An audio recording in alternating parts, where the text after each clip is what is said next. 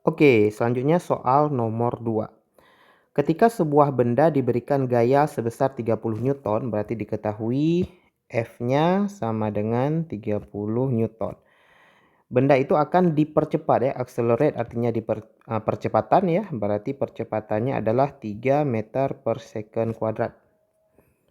Oke, per second kuadrat.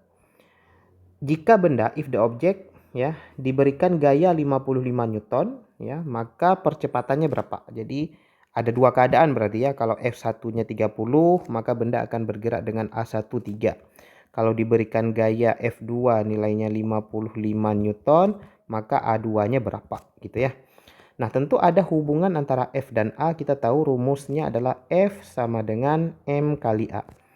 Nah, dalam soal ini benda yang sama diberikan gaya yang berbeda, teman-teman. Jadi kalau diberikan gaya yang berbeda, sudah pasti nanti percepatannya berbeda. Nah, dalam soal ini nggak diketahui ada M gitu ya.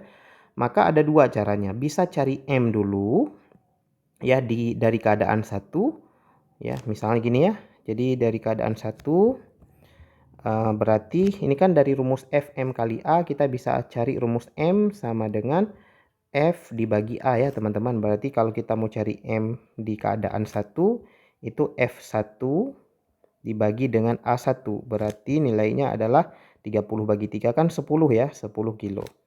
Nah, setelah dapat nilai M 10 kilo, kita pakai data yang keadaan 2 untuk mencari A gitu ya.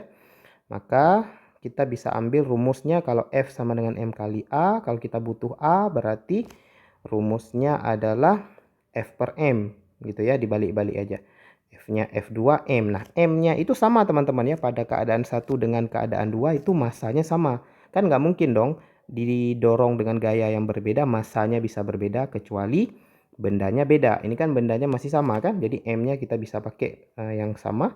55 dibagi dengan massanya yang dapat tadi 10 kilo. Hasilnya adalah 5,5 meter per second kuadrat. Gitu ya teman-teman ya. Jadi kita gunakan data yang pertama untuk mencari M, kemudian gunakan M yang kita dapat untuk mencari A gitu ya. Rumus yang kita gunakan masih sama, yaitu rumus hukum Newton. Oke, gitu ya.